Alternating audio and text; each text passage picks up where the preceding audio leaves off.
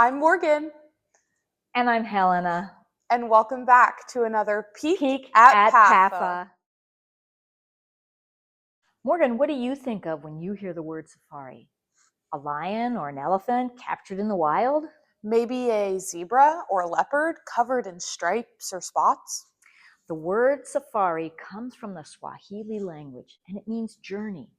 In our permanent collection here at PAFA, we have 2 sculptures by John Rhoden with that word in the title. We're going to learn about both of those sculptures now. Mr. Rhoden once commented that sculpture has to have form, it has to have movement, something to excite you in one way or another.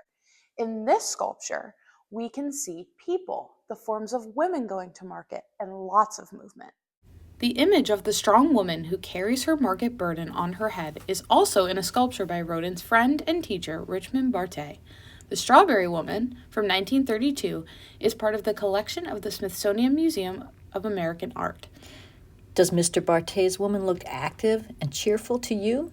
Is she strong? What do you notice about her clothes or her shoes?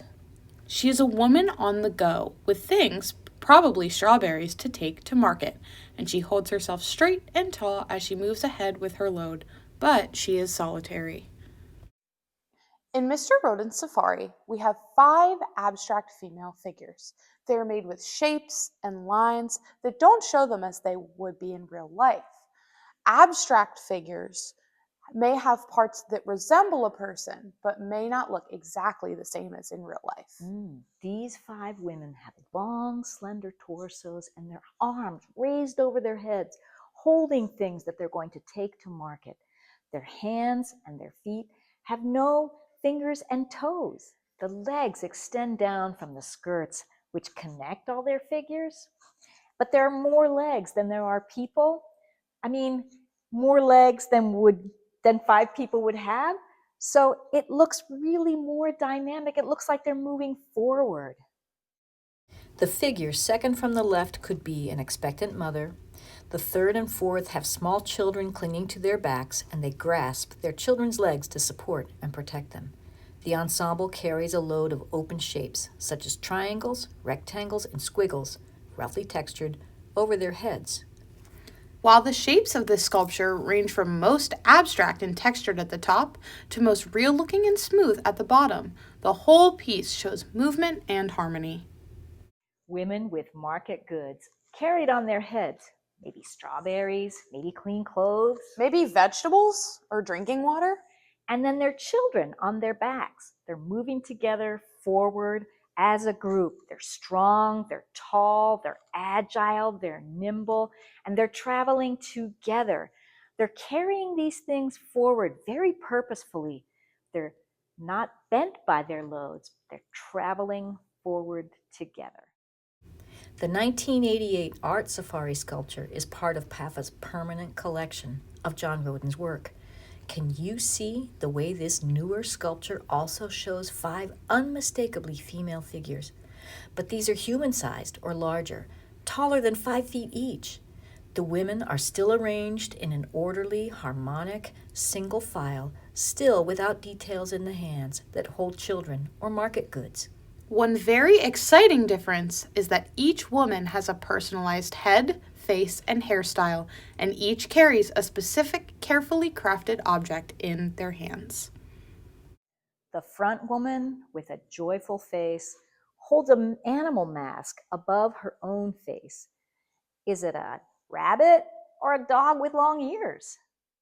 Do you see her textured eye sockets and mouthpiece and her nose piercings? Her clothing is textured, wrapped from her torso down to a form-fitting waist and full skirt, with a triangle shape that Mr. Rhoden also used when he made the skirt of Earth Mother.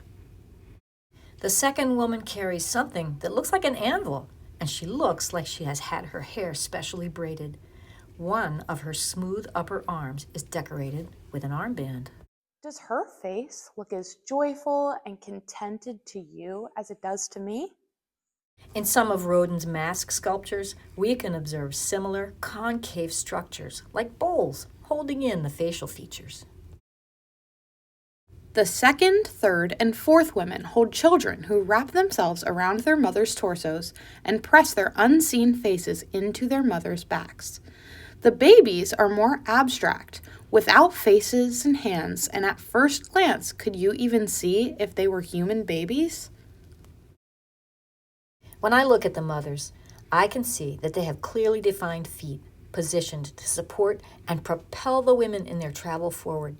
The next to last figure has the face of Rashonda Rhoden, recognizable on dozens of other sculptures by the artist, with her prominent cheekbones and her radiant smile. How fitting that he slid Rashonda's image once more into an artwork.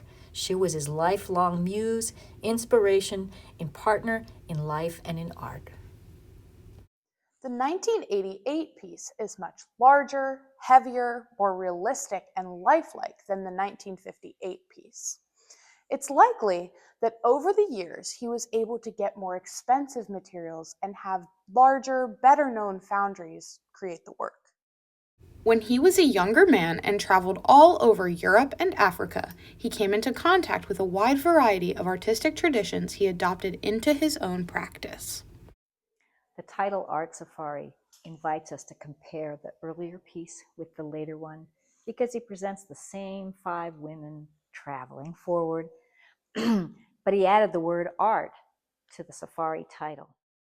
By 1987, Rhoden had traveled as a cultural diplomat, collaborated with artists across the globe, and represented the United States around the world as an artist.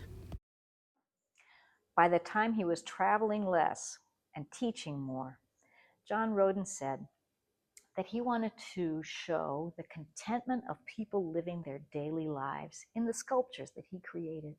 His safari shows his contentment just as much as any other piece he created during his 7 decades he worked as a sculptor.